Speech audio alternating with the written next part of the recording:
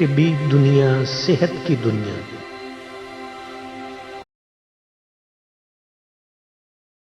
بسم اللہ الرحمن الرحیم۔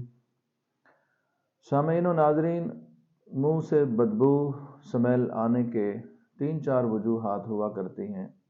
بعض اوقات یہ ساری اکٹھی بھی ہو سکتی ہیں اور ان میں سے کوئی 1 یا 2 وجہ بھی ہو سکتی ہے۔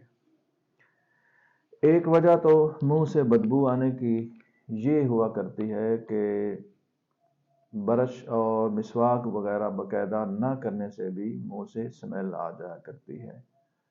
مسوڑوں کی خرابی کی وجہ بھی ہو سکتی ہے، ٹانسل کی وجہ بھی ہو سکتی ہے، اس کے علاوہ پھیپھڑوں کی خرابی کی وجہ سے بھی منہ سے سمیل آ سکتی ہے۔ اس کے علاوہ پیٹ کے اندر معدہ میں تبخیر، ریا اور گیس کے جمع ہونے کی وجہ سے بھی منہ سے بدبو اور سمیل آ جایا کرتی ہے۔ تو ان ساری وجوہات کا جو اصل وجہ ہوتی ہے وہ طبیعت کے اندر خشکی، تذابیت، بادی، ریا اور گیس ہی اس کی بنیادی وجہ ہوتی ہے۔ گویا کہ اس مریض کا جو مزاج ہوتا ہے وہ عضلاتی اعصابی یعنی خشک گرم ہوتا ہے۔ جسم کے اندر بادی زیادہ ہوتی ہے، تذابیت زیادہ ہوتی ہے، ریا اور تبخیر کی کثرت ہوتی ہے۔ کیونکہ ٹانسلز جس مریض کو ہوتے ہیں اس کا مزاج بھی خشک سرد ہی ہوتا ہے۔ پھیپھڑوں کی خرابی کی وجہ سے اگر سمیل آئے تو بھی اس کا مزاج خشک سرد یعنی عضلاتی اعصابی ہی ہوا کرتا ہے۔ پیٹ کے اندر ریا، تبخیر اور گیس کا رک جانا، اس کی وجہ بھی جسم کے اندر خشکی، سردی اور بادی ہی ہوا کرتی ہے۔ یہ مریض زیادہ تر بادی قسم کی غذائیں، بادی قسم کی چیزیں زیادہ استعمال کرتا ہے اور یہ مریض بار بار کھانے کا عادی ہوا کرتا ہے۔ میں بارہا دفعہ یہ بات عرض کر چکا ہوں کہ کھانا شدید بھوک کے بغیر مت کھایا کریں۔ بھوک کے بغیر کھایا ہوا کھانا یاد رکھیں کہ وہ پیٹ کے اندر تبخیر، ریا اور گیس پیدا کرتا ہے، پیٹ کے اندر خمیر پیدا کرتا ہے۔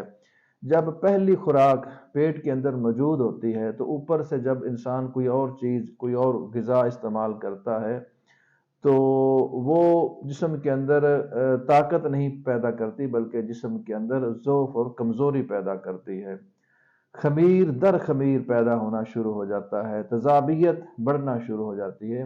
اس لیے جب تک پہلے والی غذا مکمل طور پر ہضم نہ ہو جائے اس وقت تک آپ نے دوسری غذا نہیں استعمال کرنی۔ ایک تو یہ بات ہے۔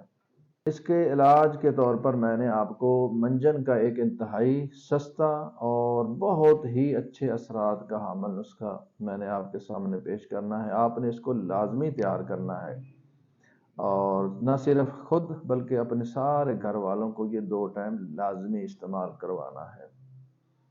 نسخے کے اندر ایک چیز ہے پھٹکری۔ 50 گرام پھٹکری لے لیں، اس کے علاوہ 50 گرام گندک آملہ سار، بس یہ صرف 2 ہی چیزیں ہیں۔ دونوں کا اچھی طرح سفوف تیار کر لیں اور کسی شیشی کے اندر محفوظ کر کے رکھ لیں۔ کم از کم صبح و شام 2 ٹائم تو آپ یہ لازمی استعمال کریں۔ یہ تو اگر منہ کی خرابی کی وجہ سے، منہ میں ٹانسل ہے، مسوڑوں کی خرابی ہے، پھیپھڑوں کی خرابی ہے، دانتوں کی صفائی نہ کرنے کی وجہ سے اگر بدبو آ رہی ہے، سمیل آ رہی ہے تو یہ بہترین علاج ہے۔ یہ منجن آپ جو ہے نا یہ استعمال کریں گے تو یہ سمیل ختم ہو جائے گی۔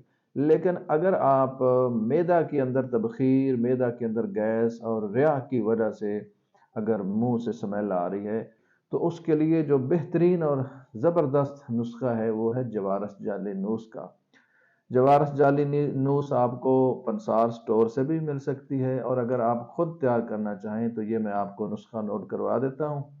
یہ ساری چیزیں آپ لے لیں پنسار سٹور سے اور ان کا سفوف تیار کر لیں۔ نسخے کے اندر یہ چیزیں ہیں: اجوائن دیسی 50 گرام، پودینہ، کپور کچری، اکر کرہا، زنجبیل، فلفل دراز، فلفل سیاہ، زیرہ سیاہ، مستگی رومی، یہ ساری چیزیں آپ نے 50 گرام لے لینی ہے۔ زعفران 15 گرام لینا ہے اور مربع آملہ 100 گرام۔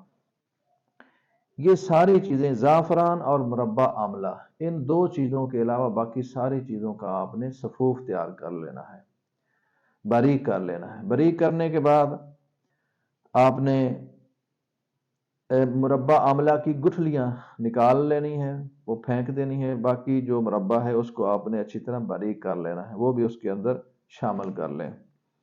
کوزہ مصری یہ آپ نے 1.5 کلو لینی ہے، 1.5 کلو کوزہ مصری کا آپ نے قوام تیار کر لینا ہے، یعنی شیرہ تیار کر لینا ہے پانی ڈال کے اس میں۔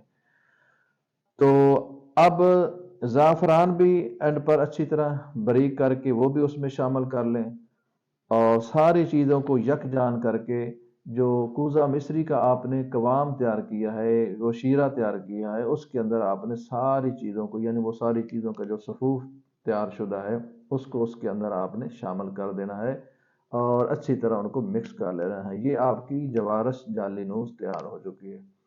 یہ دن میں 3 مرتبہ آدھا آدھا چمچ صبح، دوپہر اور شام یہ بھی استعمال کریں۔